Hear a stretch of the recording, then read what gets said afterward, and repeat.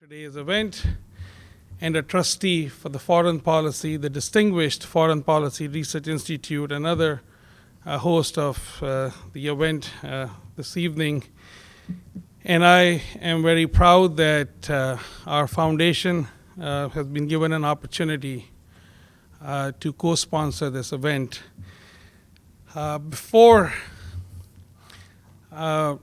This is an important event from the nuclear flashpoint of the world. We are bringing a very important and a distinguished and an honorable guest from South Asia, the Honorable President of Azad Kashmir, or the liberated part of Kashmir, His Excellency Masood Khan, to speak with you this evening and also have a moderated conversation with two of our finest. And before anyone thinks and have any preconceived notions that this is going to become a very biased, since I'm an American of Pakistani descent, that this will be a very Pakistani biased event, let me tell you that I am married to an Indian American, and our only daughter is of South Asian descent. So you would know that anyone that has married up, that is successful and is always has married up. So there can be no biases in conversations that will happen this evening. I hope that in the end, truth and facts will prevail and our honorable guest will be taken to task to help us clarify and demystify to what is going on in one of the most complicated parts of the world. And to help us do that, I'm going to invite to the stage, I think she is probably going to do this event first time in her role as the President-designate of the Foreign Policy Research Institute. So please put your hands together to welcome Rollie Flynn to the stage.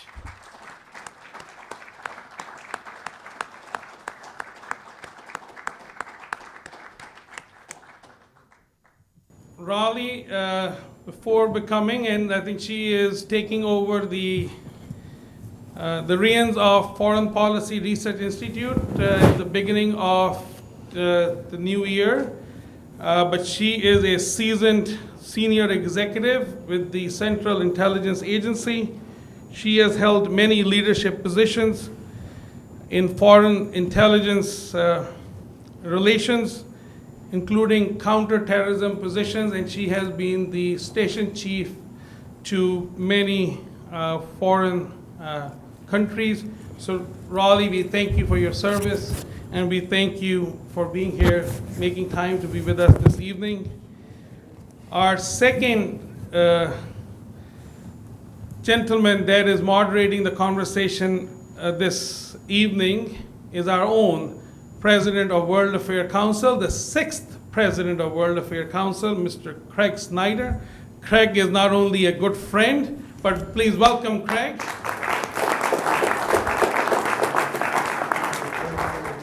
If I start talking about accolades of Craig, we will need the whole evening for me to speak about Craig. He has not only been a remarkable friend to Sabina and I, but has done a great job in advancing the stature of World Affairs Council of Philadelphia. I think under his leadership, the Council has grown in its outlook by more than 60%. I think we have been very conservative in saying by 60%. I think it has grown by 100% or above. Since I am the vice chair, and I'm the longest serving vice chair of the World Affairs Council. And do you know why I'm the longest serving vice chair of the World Affairs Council? Because I never show up to all the meetings, so they can't get rid of me. But Craig has been remarkable. He has a distinguished public service record.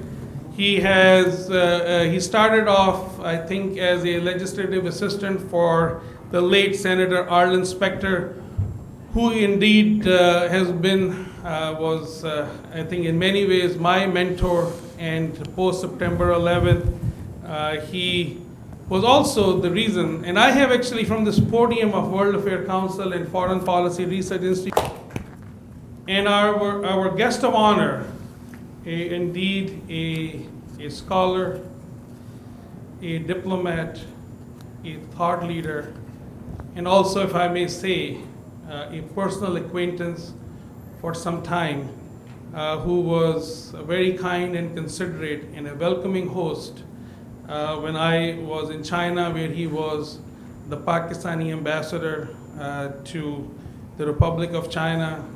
He became the president of Azad Jammu and Kashmir in August of 2016. Before that, he started his career as a diplomat of the Foreign Service of Pakistan. He has held many distinguished positions in various countries. His three coveted positions were: he was the Pakistan's permanent representative to United Nations in Geneva for more than a few years. He was Pakistan's ambassador to China, and also his last diplomatic assignment was at Pakistan's permanent representative to United Nations in New York, before he was elected as the president of Azad Jammu and Kashmir, which I like to call as the liberated segment of Kashmir. Because, ladies and gentlemen, Kashmir is a disputed territory.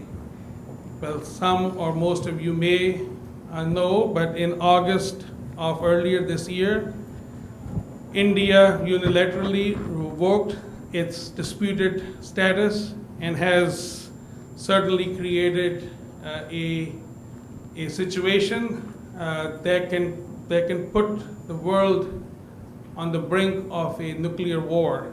And when I say that, I don't say that as a hearsay. I have been on the sidelines of the Pakistani politics as a surrogate of a former military ruler. I have seen up close and personal how things could get triggered and can get out of control. So world must pay attention to this, what is going on, so that nearly 2 billion people do not end up into a nuclear holocaust, because that is a possibility. But I hope the cooler heads will prevail. The Indian side will come to a realistic and a pragmatic conclusion, and hopefully we will come back to the status quo, and hopefully over some time we'll find some solution. So let me, without much ado, welcome His Excellency Sardar Masood Khan to give us some of his opening remarks and help us. Thank you. Please join me.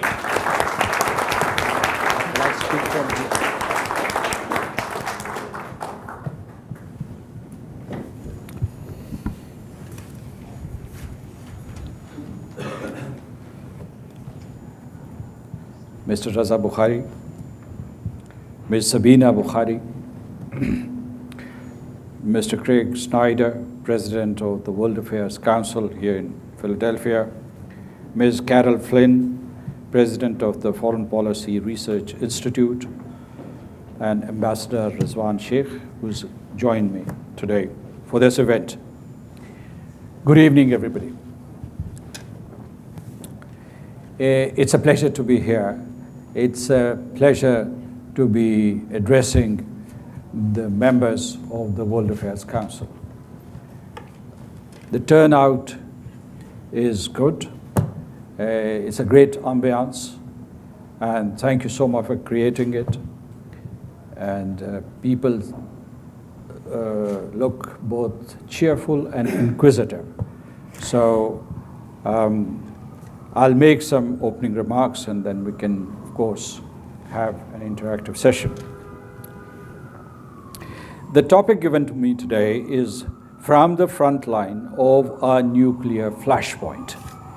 Now, that's a scary topic, and I'll have to say a few things which might spoil your appetite for the evening.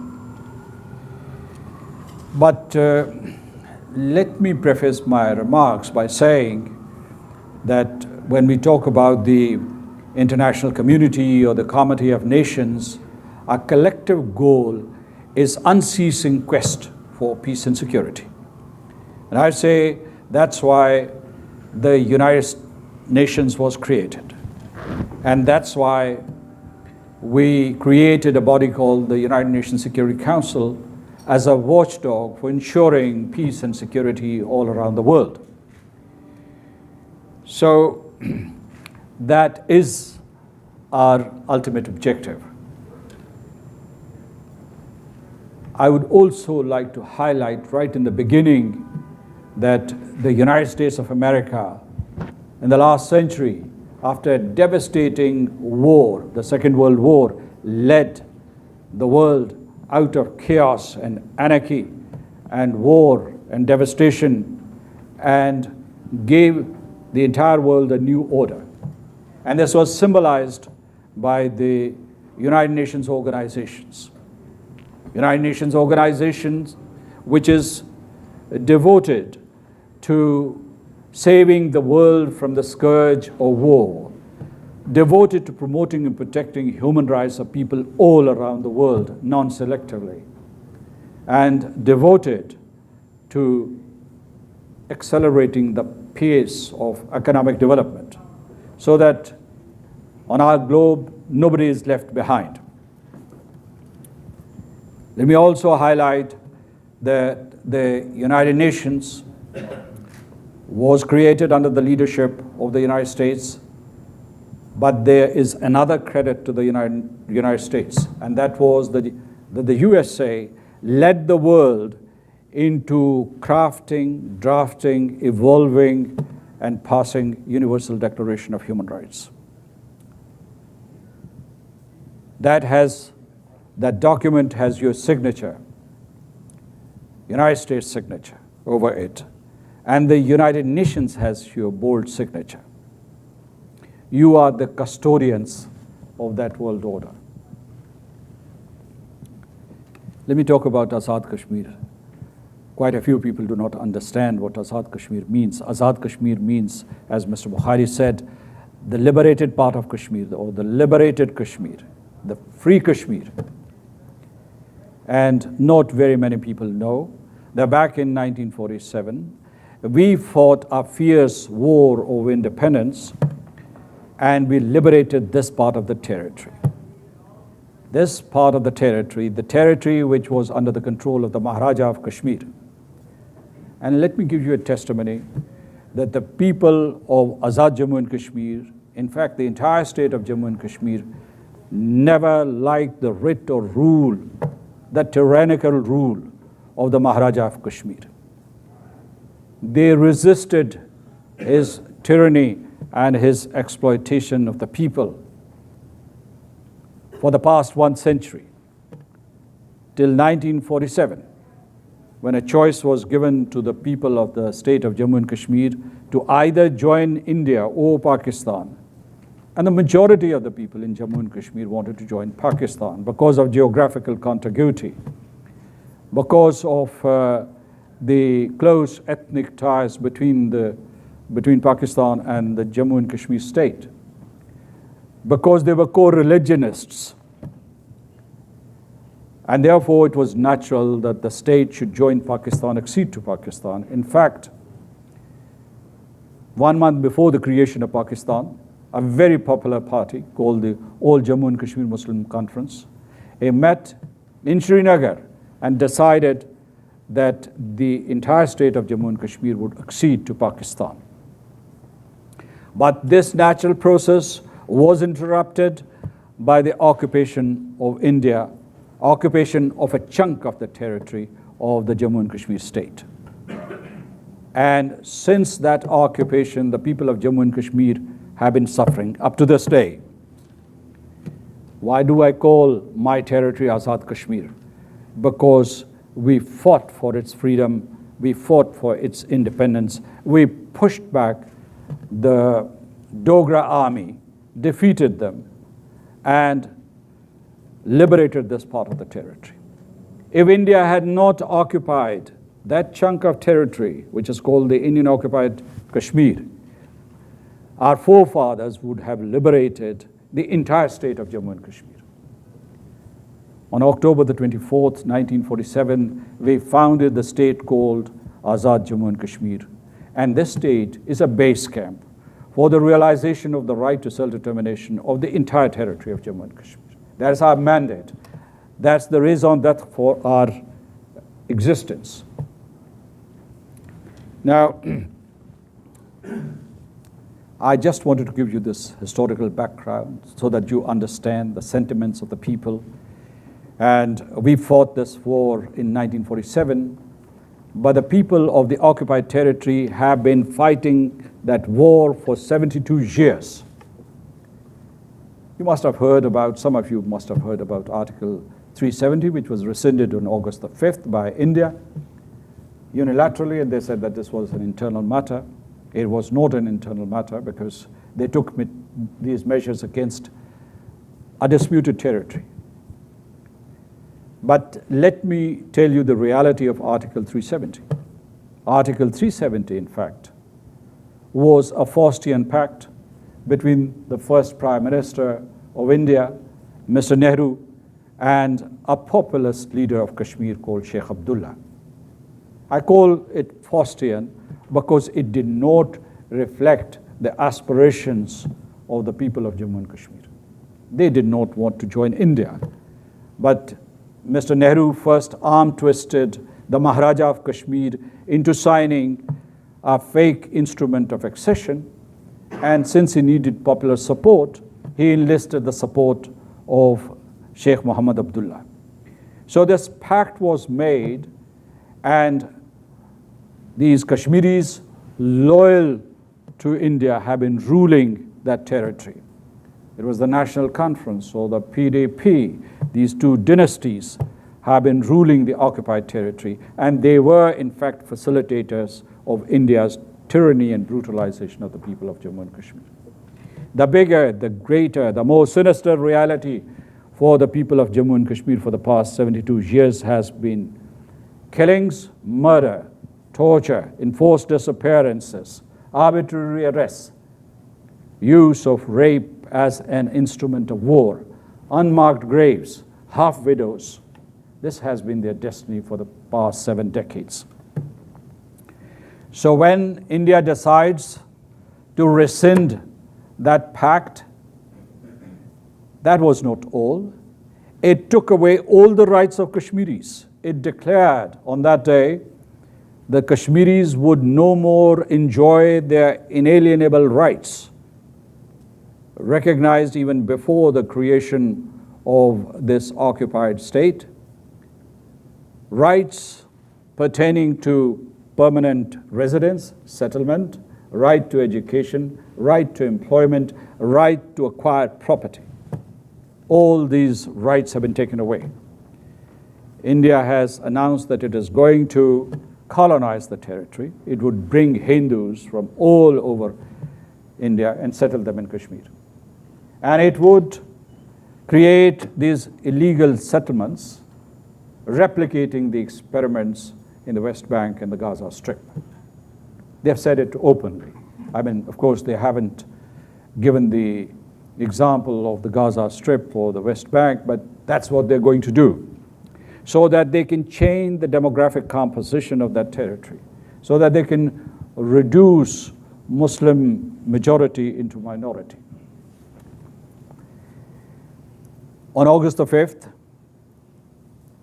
the Indian occupation forces invaded the territory, reoccupied it, divided it into 2 parts, and deprived the people of Jammu and Kashmir of their basic rights, their fundamental freedoms and civil liberties. And since August the 5th, the entire territory of Jammu and Kashmir has been under siege. Today is the 57th day of that siege. There are security lockdowns, communication blockades, prolonged curfews, streets are empty, And these streets are being patrolled by gun-toting soldiers. They are burdened with heavy and multiple weapons and ammunition belts. And they have ordered people to stay indoors. If somebody ventures outside, he or she would be shot dead. I'm not making it up. You have to read the New York Times or the Washington Post or the mainstream American media or the European media or international media, and you'd be able to corroborate what I have said just now. So, since the beginning of the siege, thousands of young men have been detained. There is this non-governmental organization in India, it's called the Indian Federation of Women, and they have collected some data, and it reveals that 13,000 young men, as young as 12, 13 or 14, they are practically children. They have been detained, they've been kept in concentration camps, and the bulk of these detainees have now been moved to the most notorious prison houses in northern India. The situation is really very bleak. And protesters do come out, and Indian occupation forces retaliate by the use of the pellet-firing shotguns, and they riddle the bodies of these protesters or blind them altogether. Or they use live ammunition to control these protesters. What are these protesters doing? Why do they protest? They're trying to protect the dignity of their women folk who are being attacked by the occupation forces.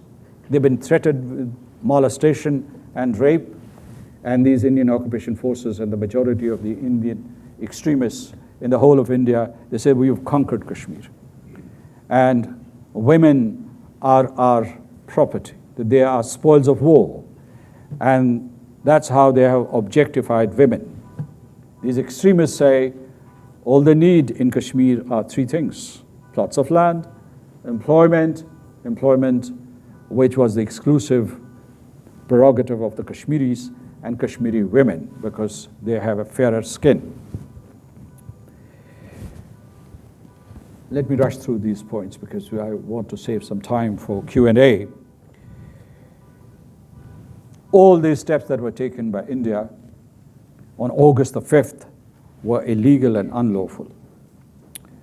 They violated international law. The United Nations Security Council resolutions, which declare this territory of Jammu and Kashmir as disputed, the international humanitarian law, in particular the Fourth Geneva Convention, Additional Protocol 1, several Security Council resolutions, ICC statutes,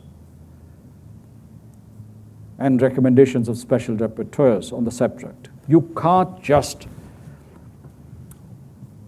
migrate population from outside into a disputed territory. That's a crime against humanity. That's a war crime. Now,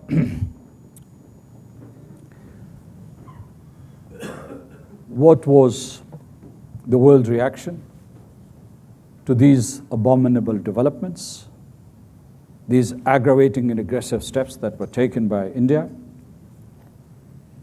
On behalf of the people of Jammu and Kashmir, I want to thank the international media led by the American media, because for the first time in decades, they have raised their voice for the protection of the rights of the Kashmiris. They have clearly sided with the victims, and they have rejected India's false narrative.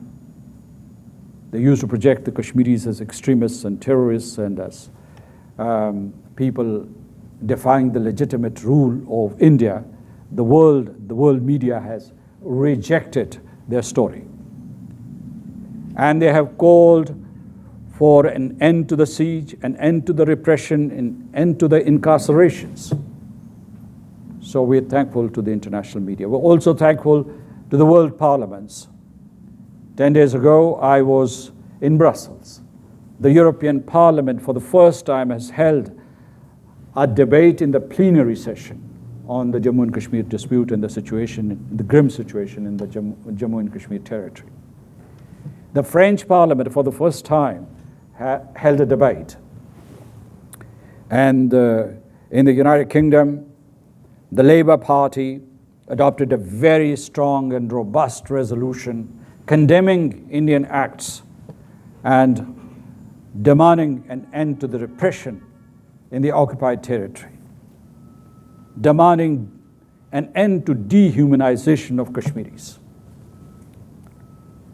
So we're thankful to these world parliaments. I'm also thankful to about 35 congressmen here in the US Congress who've written a letter, and a partisan group of powerful senators who have addressed a letter to the President of the United States demanding that he intervenes and intercedes to put an end to the telecommunications blockade in the occupied territory and to restore the rights of the people of Jammu and Kashmir. So I would say thank you, US Senate, or the US Senators. Thank you, the House of Representatives. So, but that said, let me tell you that most of the powerful nations, including the United States, at the official level, have been very tight-lipped in their reactions to the developments in the Indian occupied territory. They've been very cautious, they've been very ambivalent, they've been trying to create this artificial balance between Pakistan and India, and they have been equivocating because they do not clearly side with the victims. Only 4 nations from amongst the International Committee have supported our stance and have condemned or criticized the actions taken by India. And these 4 states are China, Iran, Turkey, and Malaysia. Most of the powerful nations in Western Hemisphere, they haven't said much. They are trying to appease India. Like the Western nations try to appease 2 autocrats who emerged last century through democratic processes in Germany and Italy that gave birth to Nazism and fascism. And that appeasement led to the Second World War. And during the Second World War, one of the autocrats decided to earmark one segment of population as the others, criminalized and dehumanized them, and pushed them to the concentration camps and later on to the gas chambers. And all those human beings, fine human beings, were incinerated. Today, Kashmir is under siege. Today, the entire territory of Jammu and Kashmir has become a gas chamber. And if the international community doesn't intercede, for sure Kashmiris would be eliminated and annihilated. It's a very clear and stern warning that I'm giving to the international community. As Mr. Bukhari mentioned, that I was permanent representative to the United Nations, and in 2012 and 2013, I represented Pakistan as a non-permanent member in the Security Council. And you know what?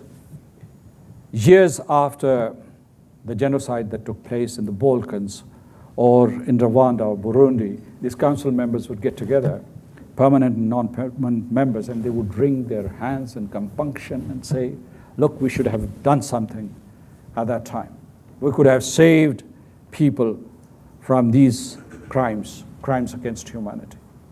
But what is the use? After people have been killed and eliminated, and the same thing is happening to the people of Jammu and Kashmir today. And the Security Council hasn't done anything at all. In fact, it held a session, an informal session at the request of Pakistan, at the request of the Foreign Minister of Pakistan, and that session concluded without a statement, a presidential statement. A presidential statement is an anodyne statement. It is not binding at all. It is just an expression of concern. Even that kind of statement could not be produced by the Security Council. The Security Council is not making any moral choice against this very gruesome backdrop, and it is not fulfilling its responsibilities in accordance with the United Nations Charter, which asks the Security Council to intervene instantly when there's a threat, potent threat to peace and security. There is a potent threat to peace and security in the region. When people are being killed and butchered and dehumanized, it is the responsibility of the Security Council to intervene. Today is the 57th day of the siege. This Security Council hasn't met a single pronouncement. So is the order that was put in place and crafted under the leadership of the United States crumbling altogether? Is it the responsibility of the United Nations to devote all its efforts to matters related to climate change and sustainable economic development? And if Kashmiris are dying, it is the business of the Kashmiris themselves who are dying, or of Pakistan, that nobody would come to their rescue? Are the Kashmiris the Jews of the 21st century who would be massacred and killed before your eyes? And you would not lift a finger, you would do nothing at all? That's not all. There's a drift towards war. India has attacked Kashmir. It has said that it would attack Azad Kashmir, my territory, and it has said that it would disintegrate Pakistan because it committed the cardinal sin of creating a new state in South Asia, and they want to purify South Asia, purify by exfiltrating or expelling Muslims and Christians and Sikhs from Akhand Bharat, or from the pure Bharat, or pure India. That's how they want to cleanse and purify this land. But they have been threatening Pakistan with aggression. That's not all. They've been saying that they would be using nuclear weapons. Their defense minister said that he was looking at the possibility of using nuclear weapons against Pakistan. And Mr. Narendra Modi, the Prime Minister of India, in April this year said, to woo his electorate, he said that these nuclear weapons that they have are not fireworks for Diwali, that they would be used against Pakistan for sure, and that he would obliterate and wipe off Pakistan by the use of what he called, quote unquote, mother of nuclear bombs. This is not brinkmanship. This is a clear threat for using nuclear weapons against Pakistan. Let me project a scenario. If India and Pakistan fight over Kashmir, the war or the exchange would not be limited to a conventional level. It would quickly spiral to the nuclear level. And if there is a limited exchange of nuclear weapons, scientists have calculated that if 15 to 20 nuclear warheads of the size of the little boy and fat man, little boy and fat man that were used in Nagasaki and Hiroshima, hundreds of millions of people would be killed instantly in South Asia. And about 2.5 billion people all around the world would be affected, directly or indirectly. There would be a global recession. There would be a nuclear winter. There would be refugee outflows to all parts of the world. And I've said that there would be a nuclear Armageddon all around. The entire globe would be affected. It is therefore the responsibility of the international community to diffuse the tensions, to restore the rights of the Kashmiris, and to use preventive diplomacy to avert a catastrophic war.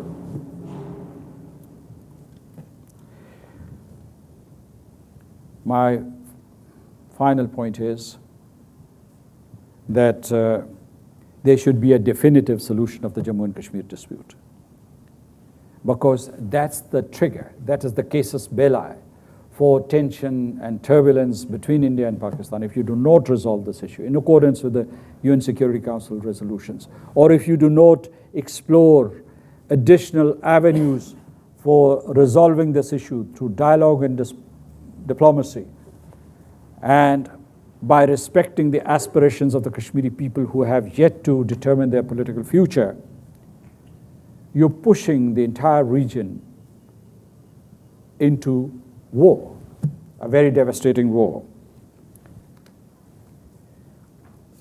Let me make an appeal to the world, appeal to the United States, appeal to the US Congress, appeal to the US administration through you.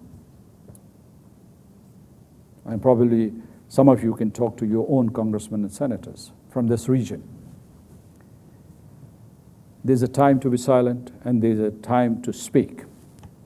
And I say that today is the time to speak. Speak for the rights of the people of Jammu and Kashmir. If you don't speak today, it would be too late. So my appeal to you is to communicate with your administration and your Congress, your lawmakers, and persuade them to hold a debate, at least a debate, on the issue of Jammu and Kashmir, about human rights violations and the humanitarian crisis there. And I appeal to you to request them to table and steer a resolution in the House of Representatives and the Senate. I would also request you to encourage them to hold hearings. As far as the US administration is concerned, I understand that it is distracted at the moment, because it is distracted at the moment, and in fact I was not being humorous at all. But and so probably they cannot give full attention to the issue of Jammu and Kashmir, but still I would say that the United States is the preeminent nation on the face of the earth. It is its legal and moral responsibility to speak up for the people of Jammu and Kashmir and to save them. To save Kashmiris, to save the territory of Kashmir from colonization and occupation, to save the world from the scourge of war, to save the region from the scourge of fascism, a reincarnation of fascism, and I would say to strive with the people of Jammu and Kashmir and with Pakistan to find a final and just solution for the people of Jammu and Kashmir. Thank you so much. Ladies and gentlemen, it has been a pleasure to talk to you.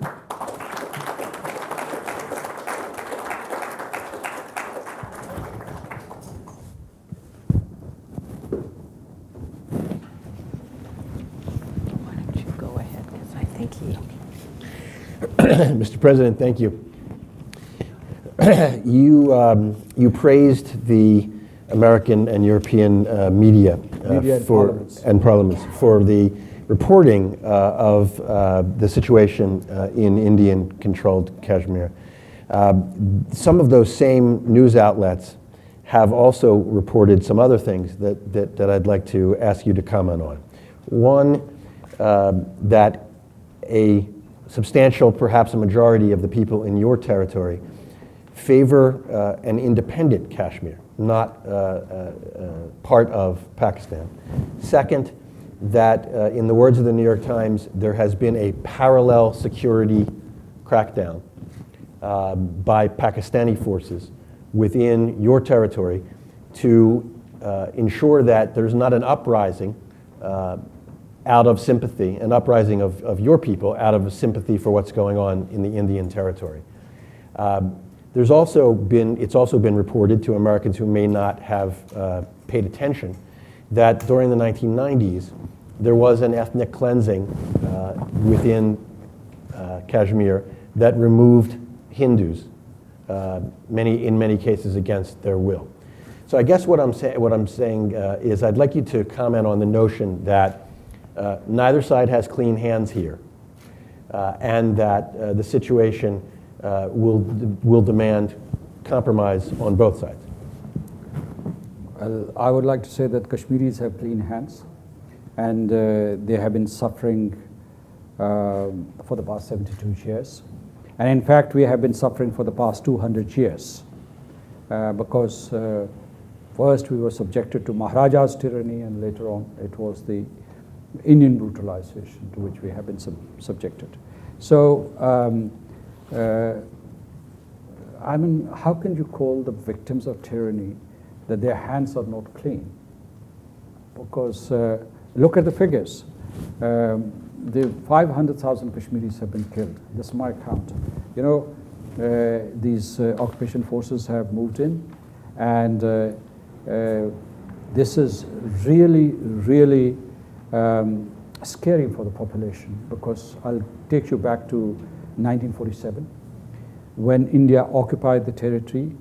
Within a month, they managed to kill 237,000 Muslims in the Jammu area.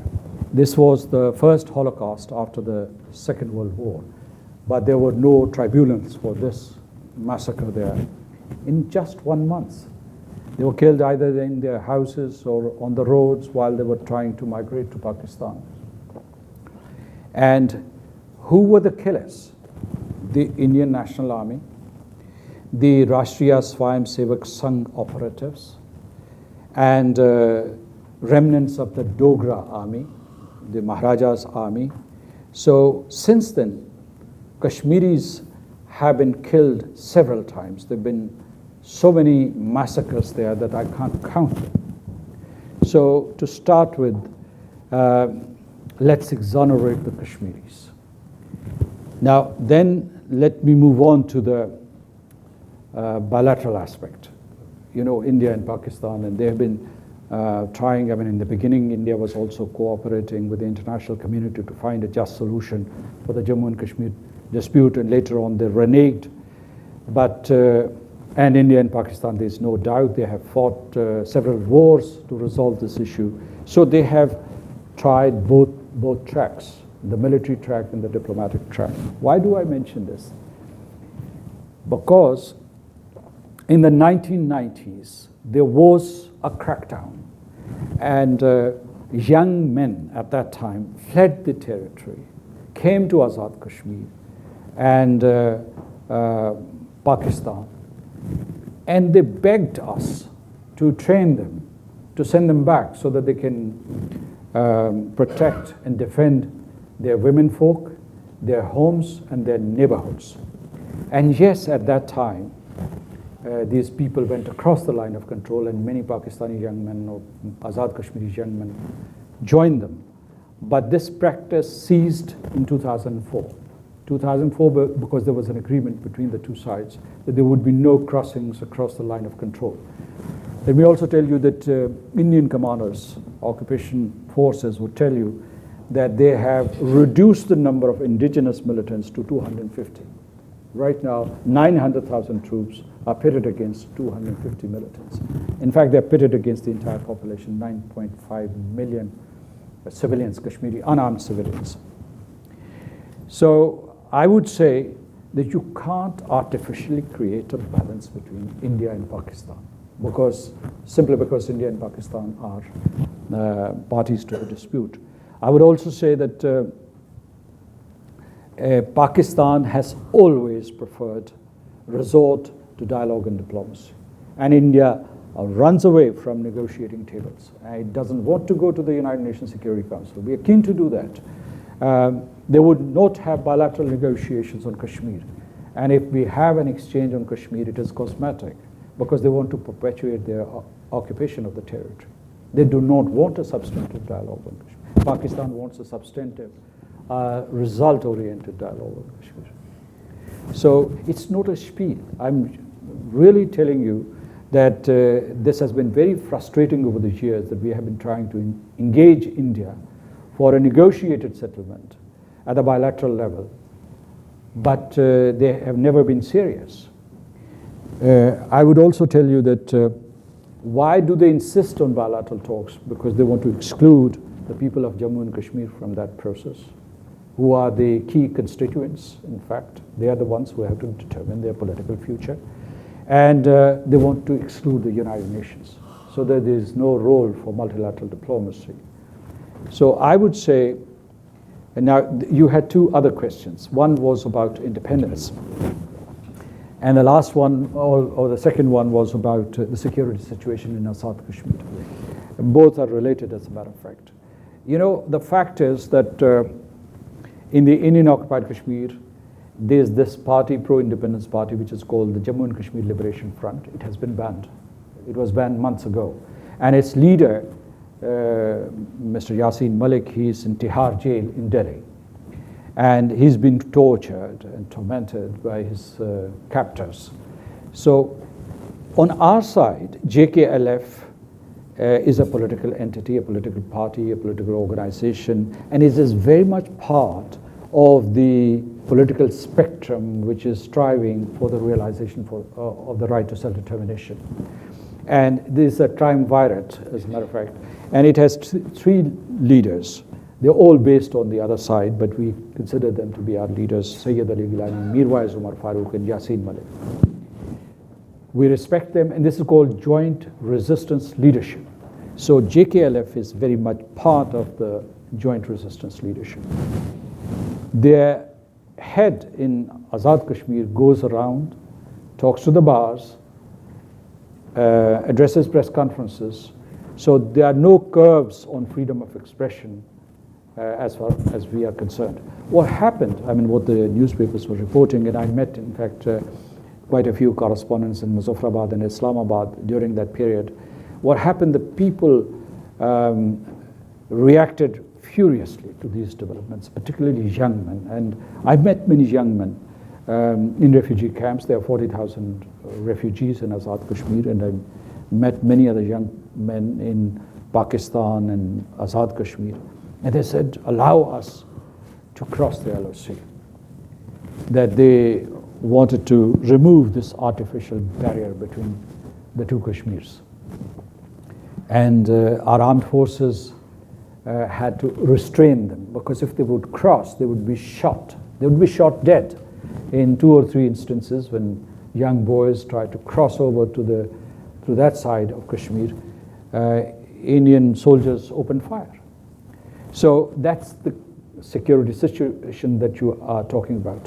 You can't draw a parallel between Azad Kashmir and the Indian-occupied Kashmir, because here in our part of Azad Kashmir, there are no killings. There's no use of pellet-firing shotguns. There's no siege. There are no steel barricades. There are no enforced disappearances. There are no arbitrary arrests. And women are not being molested. So what I'm saying is this comparison between the two sides would not be apt or accurate. Have I responded to all your questions, more or less? Thank you so much. Thank you. Your Excellency, first, thank you for your interesting comments. I'd like to turn to the issue of terrorism. As I know you're aware, last February in Pulwama district, which is in India-administered Kashmir, a young Kashmiri from a local village carried out a suicide attack against an Indian military convoy, killed 46 Indian soldiers and injured many more. Jaish-e-Mohammed, which is a Pakistan-based terrorist group, claimed responsibility, although there are many who think that Lashkar-e-Taiba may have been responsible instead. And as you may, I know, recall, Lashkar-e-Taiba was responsible for the Mumbai attacks in 2008. Through the years, there have been numerous allegations of official Pakistani support to Kashmiri terrorists, not just Pakistani government support, but Pakistani intelligence, ISI, support in the form of training, in the form of logistical support. Last February, after this attack, the White House issued a statement calling on Pakistan to cease its support to Kashmiri terrorists. Can you comment on what you're doing to address these concerns? Well, when Kashmiris are fighting against Indian occupation forces inside Kashmir, we do not call that terrorism. We call them freedom fighters. Let me be very candid with you. This is the reaction that you would get from the street of Azad Kashmir in Pakistan and the Indian occupied Kashmir. We know what terrorism is. But when you are being colonized, when you're being killed, when you're resisting, then that's not terrorism at all. Let's not revise the definition of terrorism. Up to this day, no authentic definition of terrorism has been crafted. And this is a big stumbling block in the United Nations. But let me tell you, that said, that Pakistan has been fighting terrorism for the past 2 decades, and it has launched many operations against 2 types of terrorism: externally sponsored terrorism and indigenous violent extremism, and it has had successes. I mean, there was this operation which was called Operation Zarbeaz against external terrorists or externally sponsored terrorists, and then we went after indigenous outfits. They are banned, and their activities have been outlawed. And I think in the past 2 years, there's been this crackdown so that there is no resurgence or relapse of this kind of activity. Because we did this not because we wanted to please the world, but because these terrorists would threat the very fabric of our society and the value system that we adhere to. In regard to Kashmir, let me make this statement very categorically that there is no launch pad in Kashmir for terrorists, facilitating terrorists' infiltration into the occupied territory. Because Ajit Doval, this National Security Advisor, he made a statement. He could see exactly 500 terrorists waiting on this side of the line of control, trying to cross and wreak havoc. This is a lie. So this is falsehood. This is fabrication, because of a number of reasons. There are no launch pads there. There are no terrorists. We are not training any terrorists. The second is, as the Prime Minister of Pakistan said in the General Assembly, why would we send 500 terrorists to the Indian occupied Kashmir to fight 900,000 troops? Would they make any difference? Under these circumstances, when everything is locked down? So at another event, in fact, I pointed out that this narrative is dated. I candidly admitted that in the 1990s, these people used to go across the line of control, but that practice has ceased. This Pulwama incident, we call it false flag operation because India benefited more from that incident. Narendra Modi went to his electorate and he said that because of that incident, he mustered support and he was triumphant, and he attacked Pakistan later on. Although Pakistan said that if you have any evidence, share it with Islamabad and we'll jointly investigate and punish the perpetrators. That boy who attacked those armed forces, he had his own reasons to attack them. So, coming back to your question, We are not sponsoring or abetting any kind of terrorism. There is terrorism which is taking place in the Indian occupied territory, and this is state terrorism, very organized terrorism being used against the unarmed civilians by the Indian occupation forces. Have I responded to all your questions? Have I addressed all the nuances, covered all the nuances? Yes, thank you. Okay, thank you. Thank you, Your Excellency. Mr. President, the Indian ambassador to the United States published an op-ed recently. I'm sure you've seen it.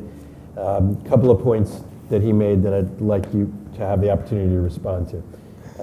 First, with regard to the argument that the Modi government is ethno-nationalist, perhaps even fascistic, as you've argued, in wanting to Hinduize Kashmir.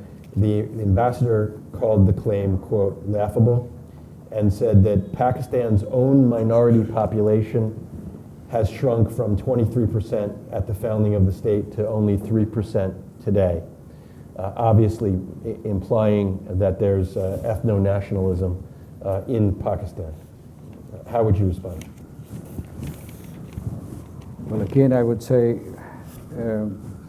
if you allow me, I just want to use plain language and say that they are congenital liars, in fact.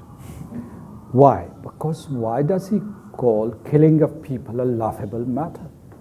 I mean, when there are mob lynchings, and when these Assamese Muslims, 1.2 million of them in India, they've been deprived of their citizenship simply because they're Muslims. This is what they have said. They're Muslims. They have no right to live in India. Or they're targeting these 200 million Muslims there. They're saying that either reconvert to Hinduism or leave this territory. So is this matter laughable? And they are desecrating mosques, and they are criticizing their way of life, and they are saying that since these Muslims ruled India for 700 to 800 years, now the present generation would expiate for the sins of those rulers. So is this matter laughable? And then what was the second point that he said? That reduction of the minority population. Again, a lie. Let me tell you that, the majority of the Hindus or the minorities was in Bangladesh.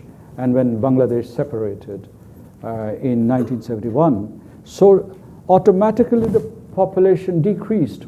Why don't they tell that now in West Pakistan? I think that the percentage of the minorities throughout has been 3 to 4%. So it never decreased here in West Pakistan or now Pakistan. It decreased because East Pakistan was created.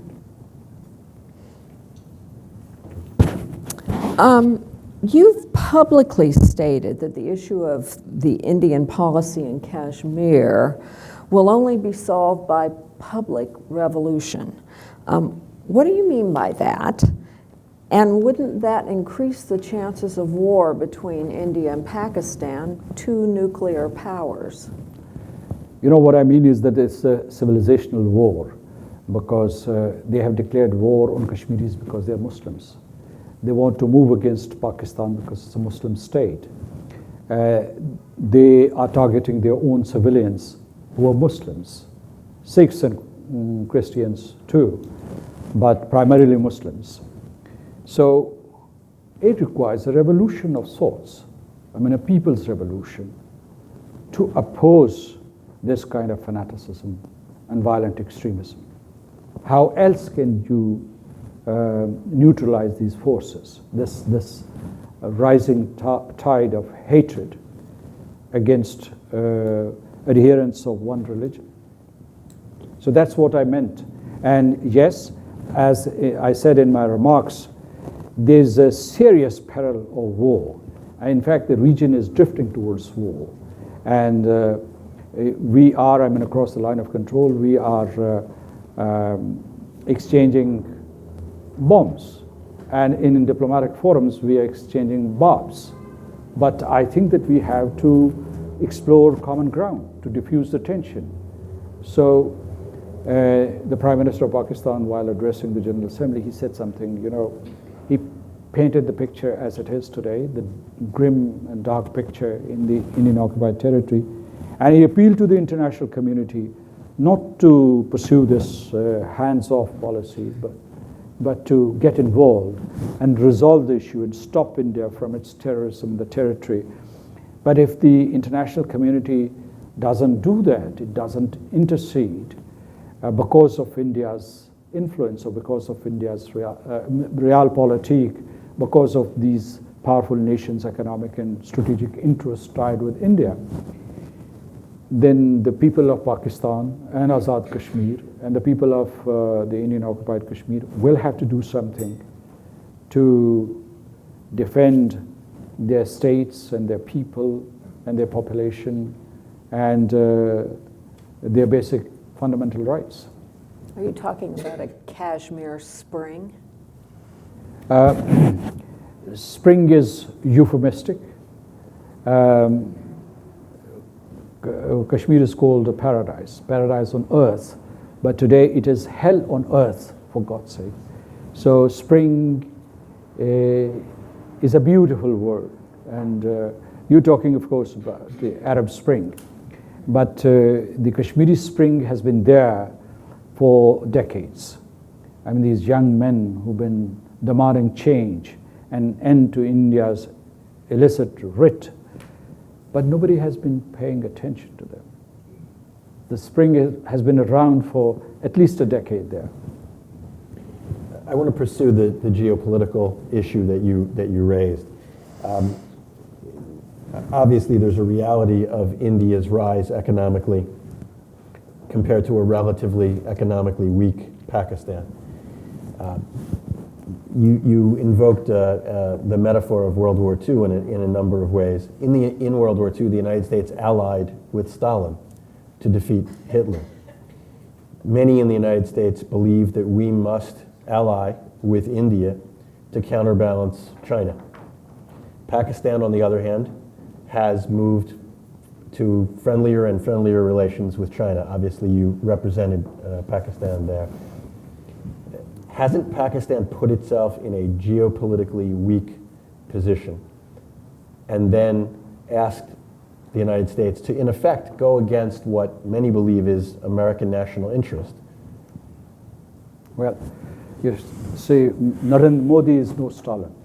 And if you want to compare him to Hitler or Mussolini or Milosevic. So he's no Stalin. And India is not as strong as the Soviet Union was at that time. It has developed economically, but it is still fragile. It's a fragile state. And let me tell you that Delhi, led by Narendra Modi, is deluding the United States into believing that it would erect barriers against China. It would not. The bilateral trade between China and India is about 100 billion. And it is increasing. There are mutual investments. And in fact, India is participating in the AIIB, or the Asian Infrastructure Investment Bank. So, and it's a major beneficiary of some other projects of AIIB. India speaks with two tongues. One is reserved for Washington, the other for Beijing. And so you need to understand that India perceives itself as a competitor, not just of China, but of the United States. And that's why your negotiations on trade never take off. They are hard negotiators. But I said that it would be not politic for the United States to rely on India to contain China. In fact, as you said, that I lived in Beijing and I served there as ambassador of Pakistan. There's mutual dependency between the United States and China. They have this ongoing economic and strategic dialogue. And China has invested heavily in the United States, and the United States has invested heavily in the whole of China. So they are stakeholders, as a matter of fact. And the Chinese President Xi Jinping, has advised United States, that they should avoid what he called the Thucydides trap, which means that in this day and age, when there are two powerful nations, they should collaborate, not confront each other. They should avoid a war between the two states. There is, of course, strategic competition between China and the United States, but believe me, India is not going to play any decisive role in promoting the national interests of the United States in that region. Shall we turn to the I audience? think we should. Please. President, thank you for your thought-provoking remarks and for answering the excellent questions of the moderators. I have very little knowledge of the area, so I'm going to ask you a very simple question. Why do you think India made the move that it did on August the 5th, and what is the public reason which India has provided for having done so? Well, it's a bit complex, but let me simplify it. First, I think that in July, the Prime Minister of Pakistan was here in Washington, D.C., and he had a meeting with President Donald Trump. And in a joint press conference, when President Trump was asked about a possible mediatory role for him, he said yes. And in fact, he said that the suggestion had come from Mr. Narendra Modi. Of course, Narendra Modi and his government said that they had made no such suggestion to President Donald Trump. This is one reason. I mean, people think that this was the immediate trigger. But the BJP, the Bharatiya Janata Party, which came into power in 2014, had written in its manifesto that it would rescind or repeal these two provisions, Article 370 and 35A. And they repeated that commitment in the manifesto that they released in 2019, the current year.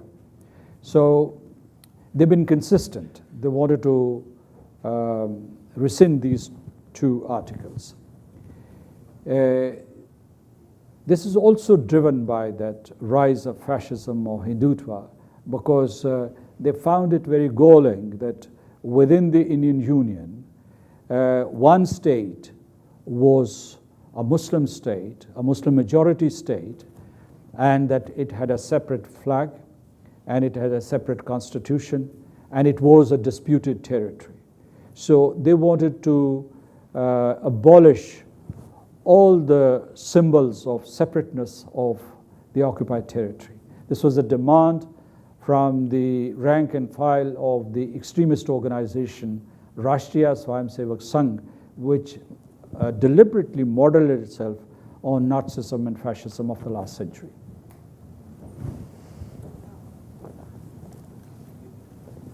How about the professed reason for the action? Oh, the professed reason was very ludicrous. In fact, Mr. Modi has been talking about it. He made a long speech after these measures, and he explained the rationale for these steps. And then at the General Assembly, he gave another explanation. He says that he's ushering in an era of prosperity in the occupied territory. So I have called it an oxymoron. And I have said that how do you usher in prosperity by killing and maiming and torturing and blinding people, by confining them and imprisoning them in their own houses? How do you usher in prosperity? This was the reason that was given by them. And it was patently counterintuitive. Anyone else? All right, then let me take the prerogative here to ask one last question and we'll close. When I think this audience and other Americans hear this discussion, there's a lot of reminiscing that is conjured. to discussions that we hear about the Israeli-Palestinian dispute. Sure. That arose obviously at the same period of time, or at least a key point was at the same period of time in the late 1940s. Disputed historical accounts, and at least on the surface, no way out. So my question to you is, can you leave the audience with any hope about what a peace process path forward could be? You know, if we were not optimistic, we would not show up here in Washington, D.C. or in Philadelphia, or I was in Houston and New York. Why do we come here at all? Because we believe that you led the world last century, and you would lead the world this time also. We have faith in you, and that's why we are here. We want to revive our faith in the United Nations, in this world order symbolized by the United Nations, and that's why we are here. So we can all be hopeful if we invest our political will and energy in diplomacy, not in war, not in terrorism like India is doing in Kashmir right now. So my appeal to you, to all of you, is to craft that hope. Hope would not happen automatically. We will have to create an environment, a milieu, for resolving this issue and saving the people of Jammu and Kashmir from massacre. If I have your permission, I want to add a bit. I want to take you back to your War of Independence. And I hope you don't feel that this is an inapt comparison. When you were fighting your war of independence, you had war heroes. Did you call them terrorists at that time? But they took up guns. Why? Because they had no hope. So, and you know, I was talking to another audience at an event today, earlier in the day, and I recalled what Patrick Henry said: give me liberty or give me death. This is what the people of Jammu and Kashmir are feeling today. There was this boy who was picked up, who was tortured brutally, mercilessly. And later on, he gave testimony to the BBC. There was a crew, BBC crew, who interviewed him. And he said that to my tormentors or torturers, I said, don't torture me anymore, kill me. The torture is so severe. But if they get any space, these Kashmiris would resist. It is natural. It's a natural instinct to protect yourself, to protect your homes and hearths, and to protect your neighborhoods. So please get involved and rescue the besieged people of the Indian-occupied Kashmir. And I'll repeat the points that I made earlier very succinctly.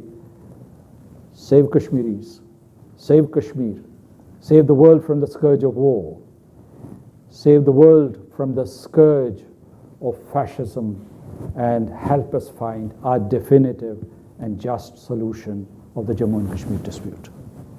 Thank you. Thank